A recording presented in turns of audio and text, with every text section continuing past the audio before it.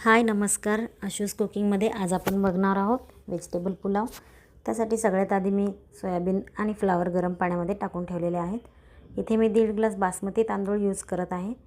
तोही स्वच्छ धुवून बाजूला ठेवून घेतला आहे। त्यानंतर पनीरचे छोटे छोटे क्यूब्स करून त्याला थोड्याशा तेलामध्ये शॅलो फ्राय करून घेतलेत व ते झाल्यानंतर आपण ते गरम पाण्यामध्ये ट्रान्सफर करून घेऊया। नंतर गॅसवरती कुकर ठेवून त्याच्यामध्ये तेल तूप घातलेलं आहे।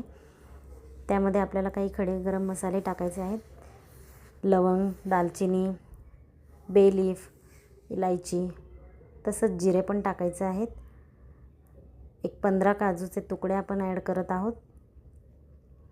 हे व्यवस्थित तडतडले की त्याच्यामध्ये आपण बारीक उभा चिरलेला कांदा टाकून घेऊयात। एकदा त्याला मिक्स करून टोमॅटो पण टाकून घेऊयात।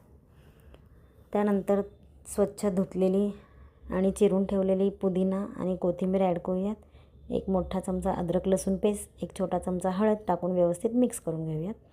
तसेच 2 हिरवी मिरची स्लिट करून टाकलेली आहेत। त्यानंतर आपण सोयाबीन फ्लावर ॲड करूयात।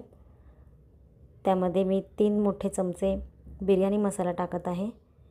2 चमचे लाल तिखट तुमच्या आवडीनुसार। त्यानंतर 1 छोटा चमचा गरम मसाला, चवीनुसार मीठ टाकून व्यवस्थित मिक्स करत आहे।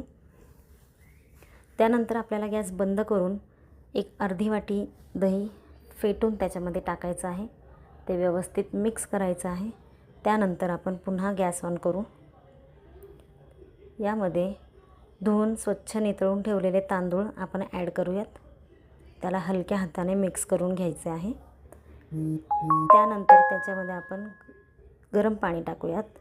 1:1.5 असा रेशो असतो, म्हणजे 1 वाटी तांदूळ घेतली की 1.5 वाटी पाणी ॲड करायचं। त्यानंतर त्याच्यामध्ये आपण फ्राय करून ठेवलेले पनीर टाकायचे आहेत। 1 चमचा वरून तूप टाकायचं आहे। एक अर्धा लिंबू पिळून घेऊयात आणि उरलेली कोथिंबीर टाकून त्याला मिक्स करून झाकण लावून 2 शिट्ट्या काढून घेऊयात मीडियम फ्लेमवरती।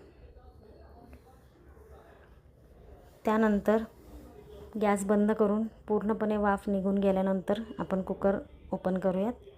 पहा, अगदी झणझणीत, चटपटीत आणि अगदी सोपा होणारा व्हेजिटेबल पुलाव आपला तयार आहे। एन्जॉय।